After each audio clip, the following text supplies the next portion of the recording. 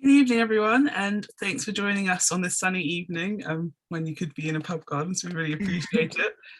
I'm Betty Owu, I'm co-chair of the Young Trustees and a spatial designer in architecture and training. I'm really excited to be chairing the latest talk in our series, Life Not Quite Outside Architecture, which is a 6-part series from us that is exploring disciplines outside traditional architectural practice.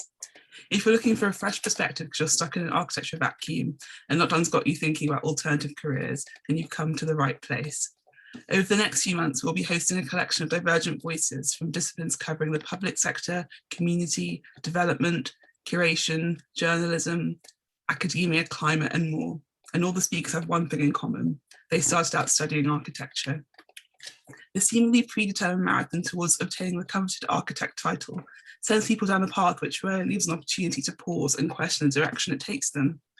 I myself have questioned this path on numerous occasions, wondering if life in practice is really for me, and if I should go on to do my part 3 and snatch myself the trophy of being on the ARB register. This series brings together the voices of those that at some point questioned their destination and applied their skills in a different environment. So far, we've had conversations on working within the public sector and within public art, and tonight we're shining a spotlight on academia. It's always important to define one's terms before taking a deeper dive.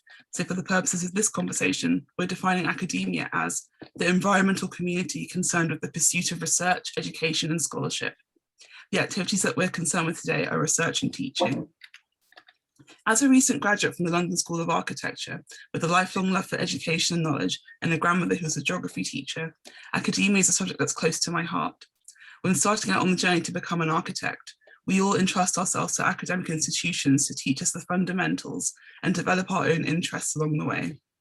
And luckily for us, architecture is a lifelong profession and provides a plethora of opportunities to learn at every stage, whether that's in a formal way within practice or an educational environment, or in informal settings of peers or collectives.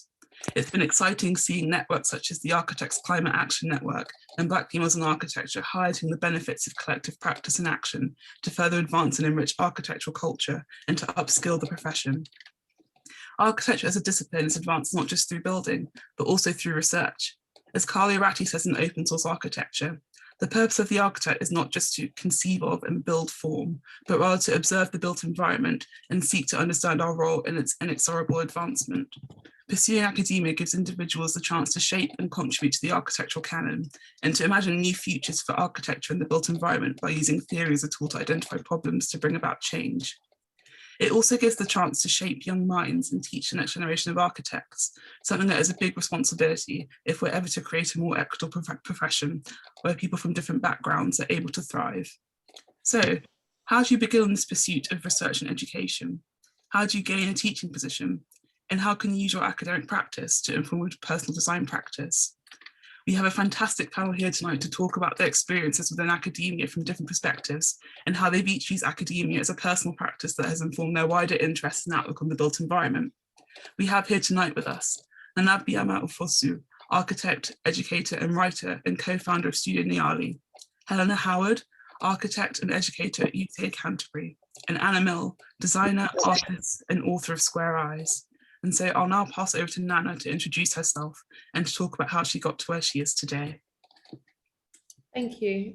Thanks so much, Betty, and thanks very much to the Architecture Foundation as well as the Young Trustees for having me this evening. When Betty got in touch about this event, I was definitely up for speaking, and I just want to say thank you for the opportunity. As Betty mentioned, my name is Nana Biamah-Ofosu, and I currently work in practice as an architect at Caracruz Castle Architects, and I teach at Kingston University, Kingston School of Art in the Department of Architecture and Landscape, and recently also joined the Architecture Association, teaching in Diploma 6.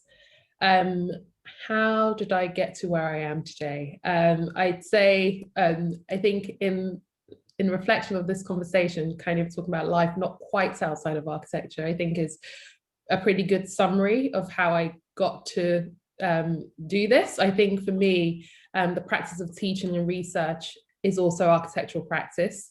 So I don't quite make the kind of distinction between this and teaching and researching to the everyday practice of working in an office. For me, it's all encompassing. I think that each benefits each other in a very intertwined way. So I don't necessarily separate all the things I do into kind of silos. And I think for me, that's been a really important part of how I approach my practice. I see it as something that is about practicing, making buildings and designing and making buildings. It's about thinking about the ways the buildings are made and the responsibility of the architects and in practice through teaching. And it's also about using architecture as a way to develop one's own ideas about the world. So the research that Bushra and I do through Studio Nyali is about really understanding our own place within the world as it is, but also how then our personal identities and our personal and cultural experiences shape the way that we think about architecture and the way that we think about our work.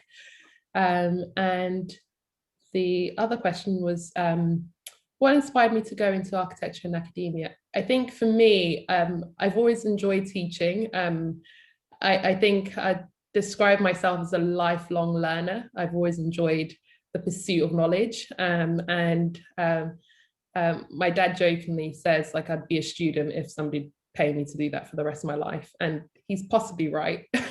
So teaching felt like a natural thing to me. I see myself as also, learning along with my students. So it feels like a very comfortable role for me. And I think actually an architect, a writer, and a teacher are not that disparate professions. They actually share a kind of a sort of common interest in the kind of acquisition of knowledge and the sharing of knowledge. So I think that's how I see my practice. And in my current roles, I teach a second year studio and a diploma studio, and I also really enjoy that kind of contrast between the different year groups I teach.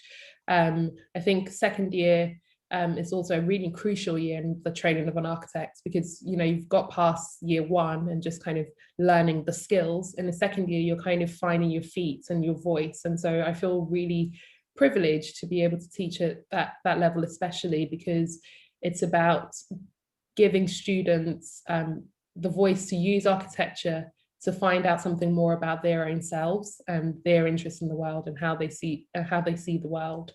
And I guess, just to wrap up, I guess the other reason I became a teacher is because I'd been lucky enough to be taught by very good teachers who I truly admired, especially in my first year at Kingston, teachers that people like Lorna Davis, without which I would have certainly dropped out of architecture school, because I kind of arrived at architecture school having been a really good student, but all of a sudden feeling completely out of my depth and kind of like lost, and not realizing that sense of lost was a good thing, that it meant that you were learning something new, being challenged. So, being taught by people like her, people like Jane Houghton, really shaped how I saw the responsibilities of a teacher. And then also, I guess, seeing the not so good people you were taught by and just thinking, actually, students deserve better than that. So trying to be more like the people that I think have been really great teachers to me. So yeah, it's a bit about me. Thank you so much for sharing all of that, Nana. That was really interesting to hear. And I completely agree with you about how teaching as an activity isn't separated from architecture. And as a practice, it really does feed into design and all the other things that we work on. So let's go to Helena now to introduce herself and tell us about her journey. Thanks, Betty. And I'd like to echo what Nana said about thank you for inviting me, and thank you to the Architecture Foundation for having me here. So I'm a practicing architect at Hawkins Brown, where I've been working for about 5 to 6 years now. And as part of my practice, I'm also carrying out kind of part academic, part practical research, looking specifically at the topic of colour in the built environment, because it's something that's very important to me, and I consider it kind of one of the formal elements of architecture that's often not given as much attention as I think it deserves. That's also now translating into a project I'm doing at Hawkins Brown, which is a dementia research facility, and looking at how we can use colour to improve accessibility for people who have dementia, and how to kind of deinstitutionalise healthcare space. When I'm not an architect, one day a week I also teach at the Canterbury School of Architecture, which is where I currently am. I've just done a day of face-to-face tutorials, which is really nice.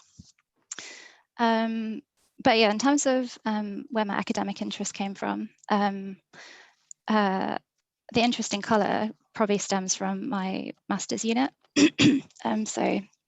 I studied at UCL at the Bartlett, and I joined a unit that was about 25 years old and very, very famous for its beautiful black and white drawings. Like every year people kind of produce these really beautiful drawings.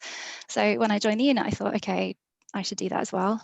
And how to go, it wasn't very good, wasn't working for me. And one day my tutor said to me, why don't you really kind of analyze what buildings really appeal to you and ask yourself why? And I kind of thought about it, and I thought, actually, it's probably, Victorian Gothic revivalism and Gothic architecture. And part of the reason that I love it so much is the use of colour and ornament. So, I started trying to get that into my work, and I just kind of like took off. And it was because, I had a really good tutor who really kind of encouraged me to do that. And yeah, and then that kind of translated into when I started looking for a job. I decided I wanted to work in a big company who use colour in their work, but also, a big company with lots of people I could, go for a beer with after work as well. That was important to me too.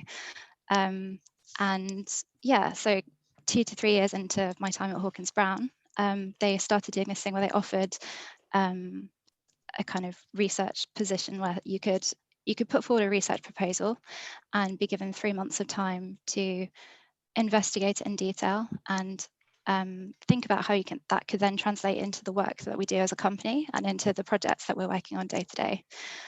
So together with one of the partners, Morag Morrison, who is the head of interiors at Hawkins Brown, we submitted a joint proposal to look at the use of colour. We interviewed practitioners, artists and architects who use colour in their work to kind of find out how they persuaded people to let them use bright colour, why colour is so important to them and what we could learn. So yeah, we kind of produced some publications, did a symposium about it. And then yeah, as I said, we're kind of now looking at how to feed that into our project, and part of that is looking at how colour can be used to help someone with dementia navigate a space whose eyes and brains may not be functioning in the way that we're used to designing for. So that's a current piece of work that I'm looking at, kind of interviewing scientists and talking to patient groups. And in terms of why I got into teaching, it's very similar to what Nana said, which is I also benefited from some wonderful teachers and kind of felt an obligation to pass it on. And I started off by doing lots of crits and really enjoyed them, but kind of felt like I needed more intense practice at it. And an opportunity came along to apply for a teaching job, and I took it, and I've been doing that for 3 years now. So yeah, that's my 5 minutes. Thank you so much, Helena. And yeah, it's really interesting to hear about how the research that you're doing is being applied in like a more practical fashion and is influencing the design work at Hawkins Brown and like the healthcare aspect, which is really interesting. So yeah, finally, let's hear from Anna and see how she got to where she is today. Hi, and yes, thanks everyone for the opportunity to talk. It's a really interesting subject, and I guess when we were talking about this, I had a bit of a panic because I sort of thought, am I a teacher and am I a researcher and am I these things? Because it wasn't really a path that I had intended to go along at any point. So I've kind of never really thought of myself formally as kind of doing research or being in academia. But I'll sort of tell you a bit about kind of how I got to the point I am at now, which is that I work across kind of three strands of work. So I do work as a contractor for architecture practices and for technology companies, and in that work I work as a concept artist and designer. So I use drawing as a tool to investigate ideas. So it's really kind of embedded in the design process. It's not using, what I enjoy about it is when it's not just purely used to present an idea that has already been kind of fully formed using other methods. It's when it's used as part of the kind of iterative design process is what I find super interesting. And so working with companies, sometimes you get more leeway to do that, and sometimes you get less. Sometimes they just want a kind of beautiful final image, but quite often, you know, you're able to actually help shape the design because they're willing to kind of see you test out how people might use a space, or, you know, exactly, you know, rather than just doing a kind of generic cut and paste person sitting at a table, if you think through, okay, why is this person sitting at this table? What exact activity are they doing? Have they just come home tired from work? Is, you know, can they put their cup of tea on the windowsill? Is that windowsill big enough to have a saucer and a slice of cake on it or whatever? It sounds kind of ridiculous, but it's actually, if you start to think about these kind of small details of how people will use a space, you're able to see kind of opportunities to change and shape the design in a way that kind of really becomes more interesting. And even if you're thinking on this kind of small detail scale, sometimes that helps you realize what's important to you about a design, and that can also affect the sort of broader picture of what you're trying to do with the architecture as well. So that's really kind of the thing that has been my practice, really, and it goes across everything I do. So the other two things that I do are I work with my partner Luke Jones, and as Mill and Jones we do sort of small design projects, but mostly what we've been doing recently is sort of speculative fiction, so comics and graphic novels, which are kind of definitely architecturally interested, but sometimes are kind of quite far future. They might be sort of on a poisoned earth and talking about climate engineering or something like that, or it might be quite near future and just be kind of thinking about kind of small advances in technology, or it might be just kind of entirely a kind of architectural fantasy. And then the third thing obviously is teaching, which has been the kind of way that I've been able to achieve these different strands in my career and investigate things that I found interesting and kind of seize opportunities, because it's kind of, for me, it's kind of provided this, it's almost like a kind of pivot point that's facilitated doing other things. So it's sort of allowed me to get out of normal practice and use that as the kind of stable point in my week to kind of look for different opportunities and pursue different things.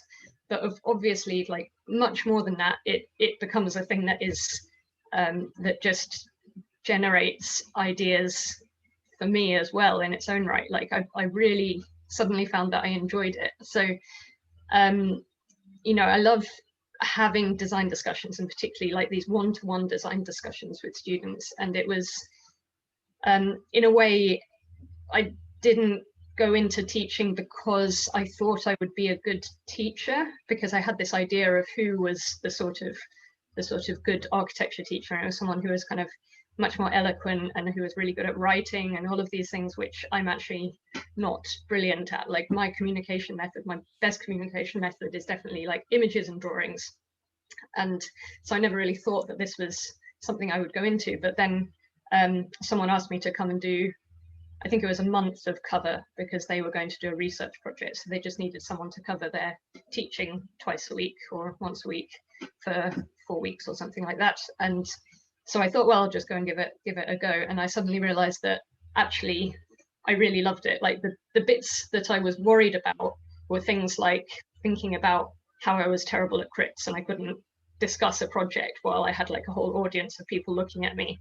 And I sort of had in my mind that teaching would be a bit like that. But actually, when you can just kind of sit down at a table with one person and have a discussion, and it feels like an exchange of ideas, and it doesn't matter, in a way, it feels like it doesn't matter like who's a student and who's a teacher, if you can just have this kind of free-flowing design discussion with drawing. And I realized that I really loved doing that. And I also really, you know, obviously really enjoyed the feeling of having helped someone solve a design problem, but also just being able to kind of sit down and have a discussion about ideas, and then in the next half an hour have a discussion about other ideas, and then the next half an hour have a discussion about more other ideas, and just do that all day long is just kind of, I find quite exhilarating actually, although obviously very tiring. At the end of the day, you're pretty worn out. Yeah, I think that's about it. Thank you so much for sharing that, Anna. And I think when you're talking about like, oh, not thinking that you embodied the ideal teacher, but I think it's a good point to make that like I guess it's not really an ideal teacher, and like your particular skill with drawing as a communication tool has like always been so resonant with all the students that you've probably ever had, and has really helped to communicate things with them. I think, yeah, it shows like everyone has a special gift that they can use to help communicate and teach and share things with other people. So I think now, after we've had this kind of introduction, we're going to go into more of a question zone and have a bit of a discussion. And if in the audience you have any questions that you'd like to ask our panelists, like please feel free to leave them in the chat, and we'll come to them later on in the evening. But I guess the kind of first thing I wanted to talk to each of you about is what kind of drives your research practice, and how did you come to be interested in the things you're interested in researching today? I'll start with you, Nana. Yeah, sure. So at the moment, with Bushra and the Studio Nyali, we are researching the African compound house as a typology. And I guess that, you know, so Bushra and I met actually at university at master's level. And yeah, I think we just found an affinity with one another, and our kind of the things that we're interested in, our own personal histories as kind of first generation immigrants in the UK from the African continent, and that kind of being in the diaspora and somewhat feeling sometimes where's the question is, where's your local, or where do you kind of belong, or in those terms. And what really sort of inspired our research were conversations about our own kind of upbringing and the places that we both found ourselves. So I moved to the UK when I was 10 and grew up in Milton Keynes, which is really different from Accra, where I was born and raised. And that kind of, you go from a really cosmopolitan urban city, and very urban and African, and you end up in the kind of quite suburban cul-de-sac. Is quite an extreme condition. And similarly for Bushra, you know, in Mombasa, and then to Letchworth Garden City. So they're quite disparate ways of living. And then we also, you know, have had conversations about, you know, people ask the question, oh, what's African architecture? And those sorts of questions. And for me, one thing that's always struck me as difficult is that those questions are quite reductive in how they think about African architecture. It's normally more about aesthetic value and aesthetic judgments that we perhaps don't hold. So we don't ask of European architecture or other continents' architecture in the same way.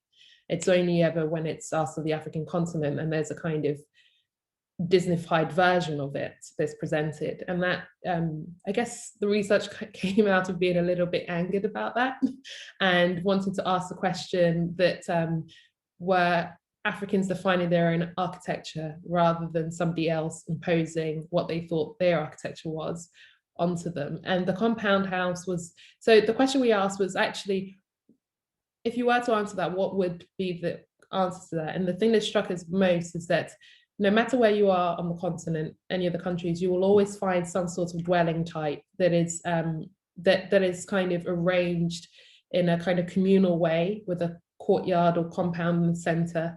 And it will normally be, historically would have been for one family or a kind of kingship or a clan, and it had grown quite naturally as the families grew. And then now that they've been imported into kind of the urban centers, they become more like an artist called Kofi Sejote explained it to us as passenger housing. So it's become, in some ways, it's very much like a typical London condition of kind of very transient housing for young people. And then another thing that really led to some of the questions we're asking as well, these housing types work so well, and they have a historic place, they have a sense of continuity, they support the ways that people live. And then some things happen in the kind of urban planning and how urban housing is produced in most African cities has abandoned all that kind of tradition and like continuity and knowledge. We're not interested in this kind of Disneyfied version of compound housing. We don't sort of believe in like, oh, people are going to live in low-rise earth dwellings forever. But we wanted to ask the question, how can we use what is important to people's history and the kind of continuity to influence a new type of urban dwelling? And so I guess that, yeah, those are the things that we're interested in, the kind of things that our practice is trying to, our design research practice is trying to kind of uncover. Yeah, I've always found Studio Nyali such an interesting way at how you used your identity to you know, and kind of the sort of anger about how, you know, African architecture is often represented within the Western canon, and use that to you know, shine a light on like the this particular typology and how it has changed and been around in all these different countries, and how it's got the test of time. I think it's a really, yeah, it seems like it's a really personal practice which has come forth. I think that's really interesting. Yeah. Sorry, I just want to be muted, Betty, because some questions are starting to come in, but I don't want to interrupt your flow. Let me know when you want me to start feeding them your way. Of course, I will let you know, Deep. I know Helena or Anna, you wanted to answer the question, which I guess was kind of what drives your research practice. I think I was interested also to think about, you know, maybe, and I think also kind of from when we were chatting with Helena earlier, or in her introduction, it seems like sometimes your research practice comes out of seeing something that's not being done, or having a frustration with the way that you see things already, the way things are done at the moment. And I think that probably for us it's a similar thing, like where we were very interested when we did our book Square Eyes. Square Eyes is about I guess it's about cities and technology and humans, and how we think they're all going to kind of interact in the future. And it's specifically about kind of augmented reality and mixed reality and things like that. And I think that we thought that it was a very interesting concept, but we couldn't see people kind of investigating it in the way that we thought it should be, or the angles of it that we thought were interesting and things like that. And I think also, you know, we didn't see work being created in the comic book form, really, which I guess it's not really the usual format that you get research published in. And again, like I was saying at the beginning, I was kind of a bit concerned when I was looking at the questions. I was like, do I really do research? But actually, when I've thought about it, I think, yeah, I mean, all of the stories that we do, even though they're fiction, it's always backed up with kind of a lot of research to begin with, and then trying to find a way to kind of form that all into a story and use that as a way to communicate with people who might otherwise not read, you know, an academic text or an article in the architecture press or something. And I think that it's kind of got a double edge to it, because it means that quite often that then isn't taken seriously as kind of a work that we want people to kind of engage with the ideas within it. But then it's, you know, hopefully it means that it kind of communicates to more people. Yeah, I'm sorry, that was a little bit waffly, but I think that I also wanted to ask Helena if she sort of agreed that, you know, sometimes coming from a place of not seeing things done in the way that you think would be interesting is something to do with how you drive your research. Yeah, absolutely. Like for me, like the thing particularly about colour is the fact that, you know, if you design a nursery for small children, you'll kind of fill it full of primary colours and bold, you know, colours, because it's a kind of primal instinct to be attracted to bright colours. And then, you know, if you look at an old people's home, it's full of pastels. But then when you go to, you know, a hospital or a building that kind of houses the general population, it's you know, generally painted white, because that's considered the least offensive. It's the easiest solution. It's easier to paint over. But that's to deny people the experience of a spectrum, you know, of, you know, if you paint a wall orange, it'll kind of be one color in the morning and another color at night. And, you know, to completely divorce yourself from that opportunity to create that kind of sensory experience for someone in a building, it seems to me completely mad. And it's kind of something, it's being talked about more now. But when I was a student in particular, it was something that just wasn't discussed and wasn't kind of taught, like how to use color and how to think about color. Yeah, I think it's such a good point you raise, Anna, about seeing what isn't happening and that becoming your sort of research niche and your way of seeing and how you interact with design and architecture. And I think that's definitely seems to be a common thread between the three of you, that you've all seen a particular gap and have filled it in your own interesting ways. And it's really great. I think before we go to the audience questions, I just want to ask one more question from my end. So you all currently work within teaching institutions, so the AA or like UCA Canterbury and other ones. But if you could change anything about the teaching culture within institutions today, like, what would you change? And who wants to go first? Oh yeah, Helena, sure. That sounds like I'm reacting to something that happened today, which is not what happened. For me, like a really big thing is to do with collaboration with other disciplines in the construction industry. So I think, we very much kind of look within ourselves. And I think, if as a student you had an interaction with a structure engineer or with a quantity surveyor or with a contractor, and you kind of see things from their point of view, and kind of understand what everyone's role is really clearly, then when you go into practice, you're sort of less kind of emotionally affected by something you've designed not being accepted or being tweaked, and you learn to negotiate better. And I think it would help to reduce the kind of toxic environment that can happen when you're trying to deliver a project, which obviously with all these different disciplines and huge amounts of time and money is a very kind of complex thing to do. So yeah, for me, I think it's a case of kind of collaboration with other types of people in the building industry, and also kind of physically touching the materials that you design with and really understanding how materials come together and how you build, because I think to me it feels very bizarre to sort of design something that you don't physically touch.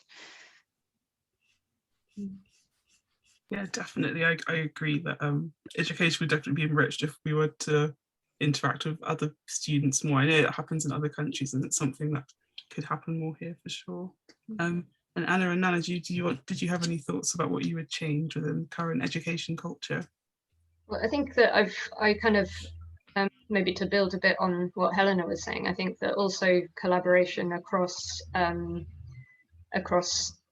the different students in the, like, not even within the building industry is really interesting. So at London Met in first year, we used to run a project where the students would design a space for a maker, and because it was a sort of it was a university with kind of a really interesting kind of program of different craft skills and techniques, from kind of guitar making to upholstery and all sorts of different and like interesting things about veneering surfaces and stuff, with these like proper kind of craft skills. So the students would have to go to one of these experts and go into that workshop and really learn about a special technique there, and then come back and design for that space. But obviously also that's just kind of enriched their understanding of making and their ideas about kind of aesthetics and craft and all sorts of things. And I think again, similarly, even in the architecture course, but between the years, I think that it's really good. Obviously we do often have the vertical studios, but I think that even kind of more chances for people to interact kind of up and down the school, I think would be really nice, and opportunities for people to kind of learn together as well. Yeah, and I think that I don't know, I think that the other things that I think of that I would like to change about architecture are the things that probably are hard to do and probably everyone complains about, which are, trying to make sure that the kind of unit sizes are kept small enough that you can have, like a valuable conversation, rather than always feeling like, okay, I've got 15 minutes and then I've got to move on, and you feel like you haven't kind of achieved enough in that time. So kind of trying to make sure that there's proper time that you can give to a design discussion. That's a really important set of skills to pass on to students, is just kind of sitting down and having these kind of slightly long-ranging design discussions maybe, but in a way that's really helpful to them and doesn't always feel like you're just kind of quickly going like student to student as if it's a kind of production line. Yeah, definitely. I think yeah, as a student, you just know you benefit always when you have that more time to discuss your projects and more in-depth tutorials, and like getting to speak to people from across the school as well is always really helpful in improving things.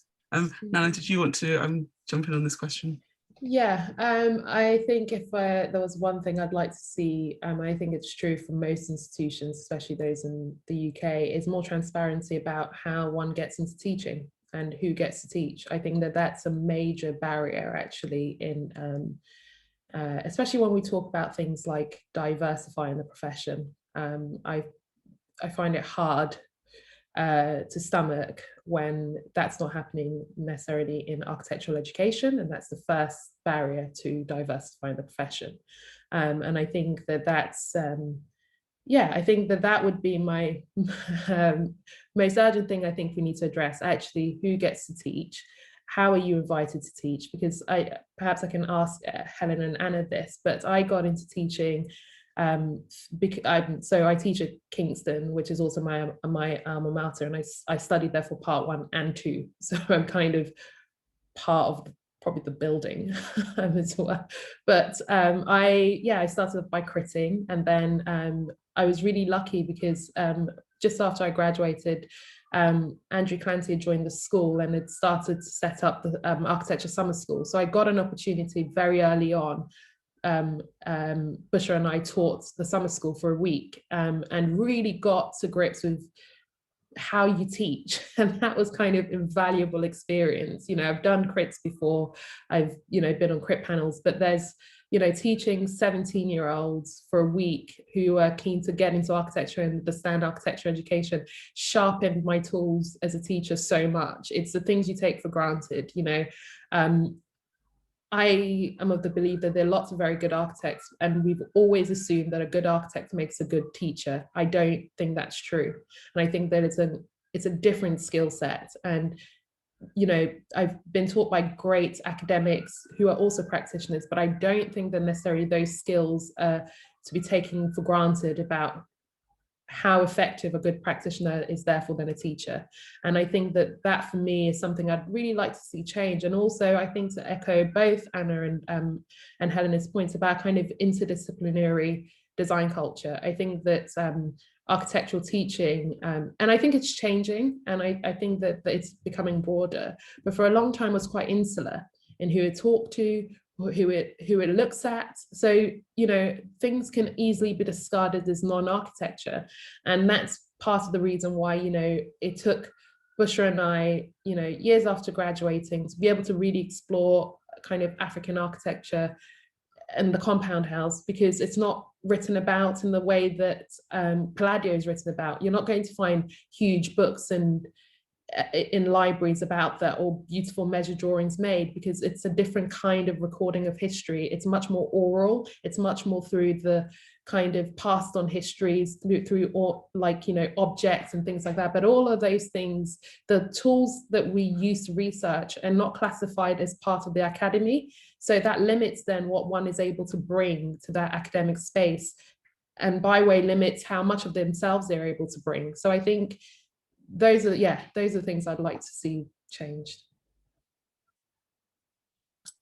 No, I completely agree in terms of questioning really who gets to teach and how opportunities are afforded to people, and as well the fact that the architectural education, the canon that we study in the Western world, isn't always as accommodating of other histories and other ways of documenting architectural histories which have occurred in other countries. And that's something that I know, like, as a Black woman who studied architecture in architecture school, having those stories coming through within architectural history and studying that at school, it makes a difference in terms of feeling that you're part of architectural history, because we're all part of architectural history.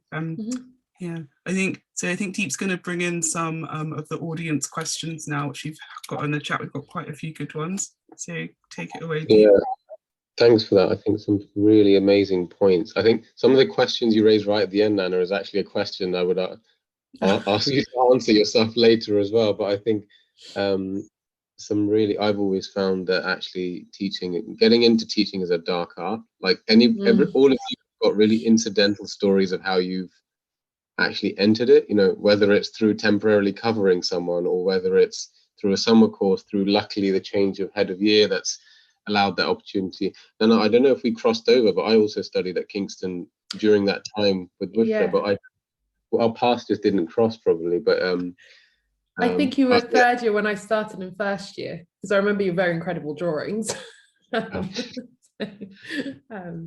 I remember coming to the degree show and thinking, okay, right, standards are high. I remember all the names you were mentioning. I'm like, they're all my fans. All those teachers. But yeah, the point about getting into teaching is a dark art. I think we'll cover at the top tips at the end, and Andrew's made a fantastic question. But before we get onto that, Megan's got a really good question. Megan, I'm going to unmute you if you'd like to ask the question directly yourself. Fire away, you should have the floor. Yeah, thank you. Yeah, thanks everyone for your presentations. It was really, really interesting to hear your thoughts. Yeah, I guess my question was, I'd love to do more research in my existing role or any roles that I would interview for in the future. How do you think is best to approach it with directors when it's not something that's built into the role of the architectural assistant and or something that they've offered before? Might be a good one for Helen to start, given that actually Hawkins Brown makes space for this, but I know not everybody does. So maybe if you start off and others can jump in as well. Yeah, the first thing is that it's a really good point. And, when you're working on a live project and there's kind of all the day-to-day responsibilities of delivering that project, it is very hard to justify time that is not kind of easy to quantify, what the benefit of it is. And, research can take a long time. But what I would say is that, part of the reason Hawkins Brown offers space for it is because I suppose partly they see it as a kind of, it's a very good kind of selling point for the company in a way, because it shows that we kind of really care about the profession as a whole and kind of take a step back and consider things in a creative way. So it's kind of partly a kind of publicity thing. But it's also, I suppose it's also something that you need to not necessarily wait for someone to give you the opportunity, but kind of make a suggestion, maybe in a kind of small way. So it might be conducting like one interview with someone who might have a really significant point of view to the project, like a lighting designer, but you kind of undertake an academic interview to kind of see the bigger picture. Or it might be kind of going on an exhibition visit and then kind of sharing that with the companies, that people might kind of put it in a presentation that they show to a client. I would kind of feed it in sort of little things and kind of really demonstrate its effectiveness on a project if you're finding it hard to convince a director to let you do it.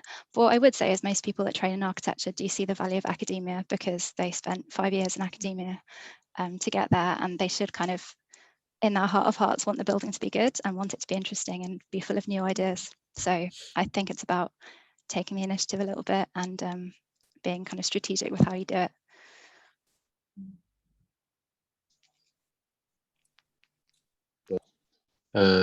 Unless anybody else wants to jump in, I might go to another question. It's kind of wraps into, I guess, partly a question that one of our other young trustees, Hannah, has mentioned, which is about the challenge between getting funding as a private practitioner versus a full-time academic staff. I guess when you're on full-time academic staff, that is inherently part of your role. You're a research-led studio and you have a cohort of students that all have their independent kind of nodes, but primarily it's driven by a brief that's established by a tutor. So maybe Nana, you could start with the challenges sure. between leading a research unit versus actually trying to conduct research in a private practice way. I think, those that separation, I think, is a core part of the problem. And for me, that's always struck me as really odd. So I'm not a kind of permanent member of staff, so I face the same challenges in terms of acquiring research money. It doesn't happen. But so when Bushra and I first started a research project, we made some funding bids, and I find funding bids really interesting because, especially when it's work on the African continent, especially, it's normally money given to people to talk about Africa without those who are concerned in the room. And so that kind of research is easily fundable, but something that perhaps is centering the voices of those who affect is less, it's less likely to attract funding, which I think is also problematic. And in some ways also, we were quite lucky to be able to teach the studio in the way that we did, because again, another brilliant academic at Kingston, who sadly is no longer with us, Mary Von Johnson, we shared the brief with her, and we pitched in, actually Bushra had pitched 3 different briefs, and one of them was Mary's beloved Maison de Verre, but she didn't go for that one. She said, tell me more about this one, about compound housing. And she really supported us and gave us a space to make that research valuable, and really center within the studio. And in some ways, we are actually much happier that it wasn't a kind of private research project that we did kind of got on quietly with for 5 years, and then all of a sudden it's like, oh, hey, we've been doing this thing. But actually it's become a live, continuous project, which our students are also able to contribute to. When we present the work, we credit our students as part of, our students and our teaching partners as co-researchers, because that's important. I think this idea of, one person holding all the knowledge is not true. I remember when we first started, as I was telling my dad about this, and he was like, why would anyone give you any money to do this? Like, I could tell you all you need to know about compound housing just through kind of stories and kind of the way that he grew up. And, I don't necessarily believe in this idea that somehow we are the experts on this. We are building and sharing and creating a community of knowledge. We're not kind of experts in the field. And that's the same way that I see our students, who bring with them their own ideas, within a set kind of agenda of the studio, but have the space and freedom to also carry out some of this research and give to that knowledge and create more knowledge. And it's a kind of, I think of research as kind of community rather than kind of the learned expert who then tells everyone else what it is.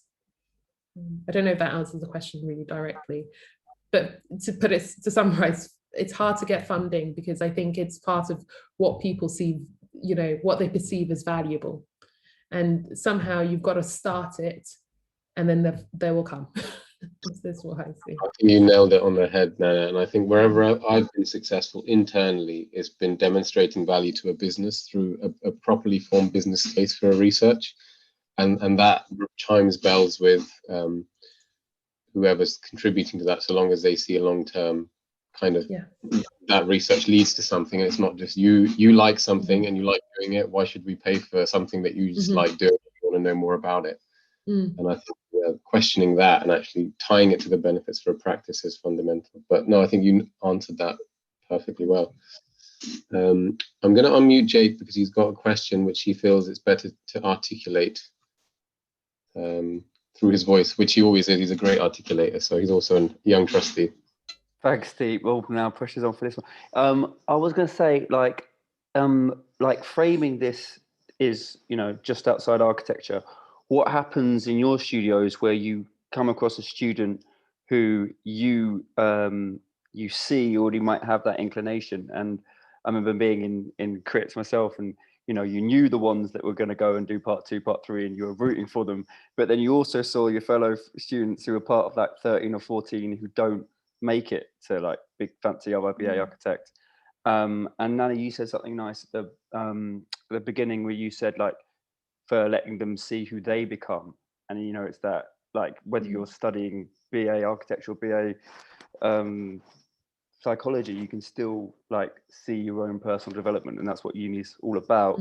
So I just wondered, on that kind of more human, maybe pedagogic level, how you approach a student like that. Perhaps the other Helena and Anna want to start. I'm just trying to find something actually. Anna, do you want to take this question? I think well, I think there's different types of ways in which a student might look like they're going to diverge from the path of professional practice, right? Because I think that you can definitely, there are students who you can tell they're really interested in sort of the design and creative practice, but you think maybe they might kind of end up going in a slightly different discipline. Like maybe they actually will end up doing theatre design or kind of, you know, kite design or like some other sort of form of design, or, you know, anything that is still kind of in a creative, in the sort of creative sphere. And with them, I mean, obviously you have to take each case as it comes, but I still think of architecture as like a really brilliant design degree. And I think that, to me, I think, I'm not sure that it's what people want to hear, but, you know, sometimes if a young person is interested in some sort of design, I encourage them to go and do architecture, because it's really interdisciplinary. Like, you learn all sorts of different kind of parts of design, but you also, I mean, I haven't studied any of the other kind of design subjects really, but I think that architecture gives you a really good grounding in all sorts of different things, which are completely applicable to different design disciplines. And also kind of instills a real sometimes rather worrying kind of work ethic and kind of structure to how you approach design, which sometimes from other people that I've talked to who have done other subjects, it feels like some of them, it's been a bit more kind of woolly and freeform. And I think that certainly for me, I found it really suitable as a kind of way to structure the way I think about design and creativity, this kind of the kind of architectural mindset. So I think that's one thing. But then obviously there are some students you come across who it seems like maybe their parents have made them go and do architecture and they're not at all interested in it. And I think with them, you know, you support whatever they are verbally telling you. So if they say, no, I want to do it, and you try and help them with whatever they're doing, but every so often you sort of try to kind of slip in some thoughts about maybe you might be more interested in this, or trying to just kind of like give them more options and more information in case they're sort of looking for an escape route, I guess. Yeah. So I found the thing I was looking for. It's actually a quote. So when I in my third year, Jamie Fobert gave a lecture at Kingston, and he opened that lecture with a quote that read, it's from Ludwig Wittgenstein's diary from 1931, and to quote, it says, working in philosophy, like work in architecture in many ways, is really a more of a working on oneself, on one's own interpretation, on one's own way of seeing things, and in brackets, and what one expects of them. And for me, I saw that quote at a lecture in third year, and it kind of changed how I saw architectural practice. I always knew I enjoyed it. I really enjoyed what I was doing, but for me, it all of a sudden clicked that, okay, this is what real education is. It's about learning something about your own self. And I think that that's the value of education. And I slightly, you know, I'm saddened by the kind of sort of monetization of it, because it stops that kind of inquiry about oneself. And if we created an education system that allowed somebody to truly find what it is they're interested in, then we don't have to be so, you know, we don't have to burden students on a 3-year degree about right, do you know what you're going to do for the next 4 years? It's about a kind of journey to self kind of actualization and realization, and also adding knowledge to the world, and you know, contributing knowledge and developing knowledge. And so for me, that quote, what I was trying to find was actually my part 3 case study, because I also quoted it there. And so it stayed with me as a way of kind of thinking about the things I do and what it is I'm doing it for. And I think that's also what I encourage my own students to think about. I don't think that a second year, for instance, should be pressured about, right, do I know if I want to follow through this till 7 years? It's not, you know, plus, it's not the thing that they should be burdened with. They should be thinking about what it is that their architecture education is offering them in that moment. And if they're finding something about the way that they see the world and can develop a critical position on that, then, you know, I think that's a very good outcome. Please drop it in the chat, Anna. Yeah, sure. Yeah, I think. Thank you, Jamie Faubert. Oh, yeah. Thanks, Anna, as well. Yeah, I think, yeah, that was a really wonderful quote, and a really sort of lovely way to think about like all of our journeys within academia. Like, it's all about us increasing our own knowledge and learning about ourselves and what we can contribute to architecture. I think that is a nice note to wrap up the question portion and go on to the 3 of you giving us your top tips for how to get into academia, but kind of thinking, there was a question earlier from Andrew Green about getting a formal position within an institution, which you've all been successful at doing, and how he's found the experience quite political. So I wonder if it's possible to frame your sort of top tips, maybe one for getting a position within a formal institution, and then just top tips generally for how to thrive within the academic world. Helena, do you want to go first? In terms of positions in formal institutions, it's quite difficult, and I suppose I think it is about kind of critting and offering your time and getting lots of practice and building confidence and making connections and kind of establishing the way that you respond to student projects in the way, and trying to kind of be as helpful as possible, and you know, also just kind of applying and asking, and being brave about asking and not kind of being embarrassed about it. I think so. I don't know, I suppose that's my practical advice. But yeah, in terms of top tip for academia, I think it's kind of, I guess I'm repeating what I said earlier, but I think it's about kind of taking initiative and not waiting for someone to give you permission to do it, in the context of, you know, if you work for a practice. So yeah, and kind of really sort of demonstrating the value, and really kind of trying to excite people with what you've learned and how it might kind of become relevant to the project you're working on in a really interesting way. So yeah, I suppose yeah, to take the initiative and just do it. Yeah, I like that, like not waiting for permission, just running with it and going with your interests. Yeah. Anna, do you want to go next? Yeah, I think probably my advice for getting into it is going to be pretty similar to Helena's. Like, I think there's another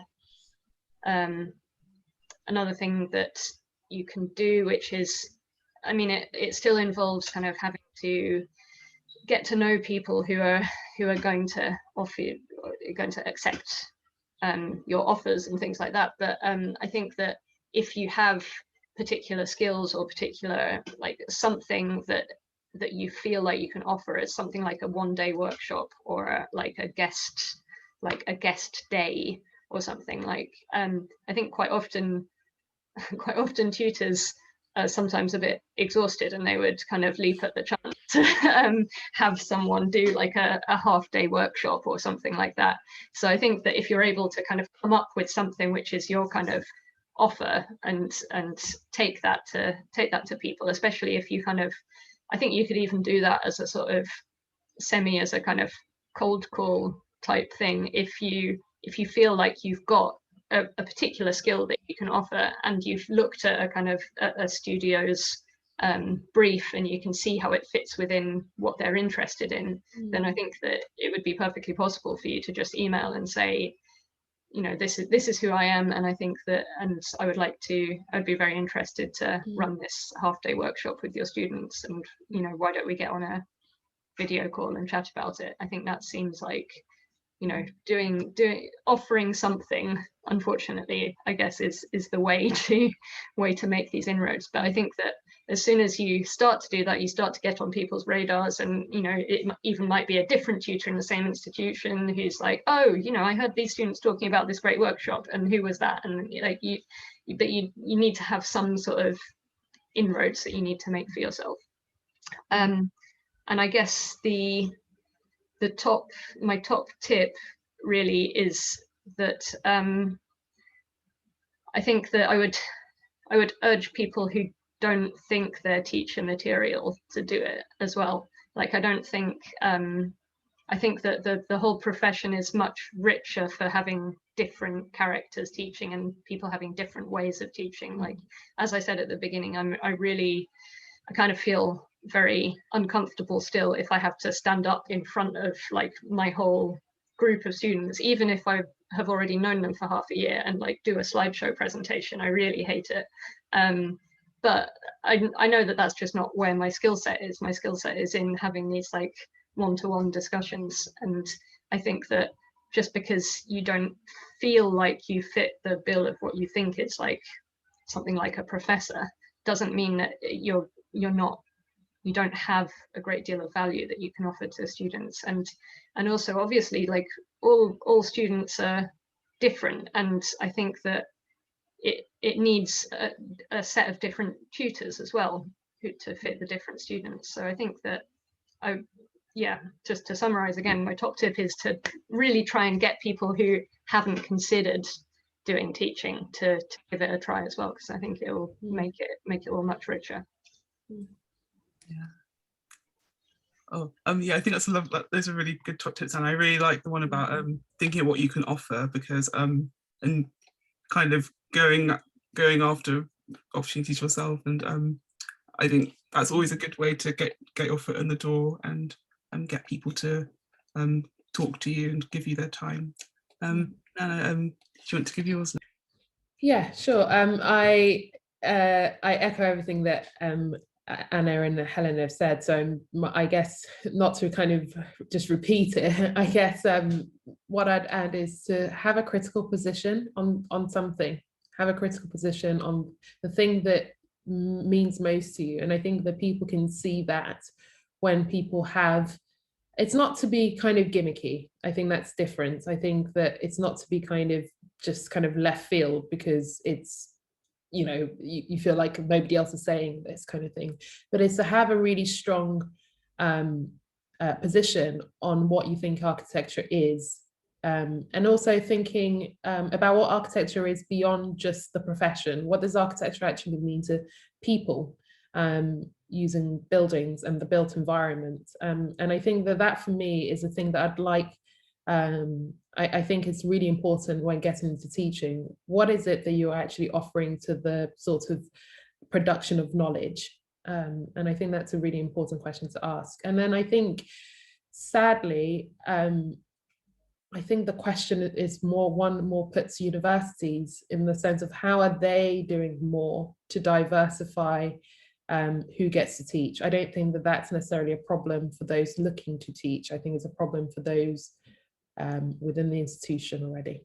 To just, I think those are questions that need to be asked. Like, you know, it shouldn't be the case that it's always linked to who you know, but why don't we have open calls for positions available for, you know, studio tutors? I think these are questions. I don't have any tips. I have provocations on both sides, I guess. Of coming from a great academic, coming from a true academic. Yeah, it doesn't answer the question. So yeah, no, I think. Yeah, I think if I did have one tip, it'd be to have a position and develop your own critical voice. I think that's a brilliant tip. I think just in terms of like honing your craft and thinking about what matters to you and developing that, it will really help. And I think those provocations are really necessary, and yeah, like we can see at like schools like Rosie was saying in the chat about CSM and how Jane Alley's really made strides there with diversifying teaching staff. And like I know that at LSA where I went to school, they always do open calls for tutors each year. So yeah, there's having more transparency in like how people are appointed as well, I think is always a good starting point. I'm going to pass over to Deep now to tell us a bit more about what's coming up next in the AFYT Life Outside Architecture programme. Firstly, I just want to thank everybody again on the panel for such an incredible and engaging session. I definitely have lots to take away myself.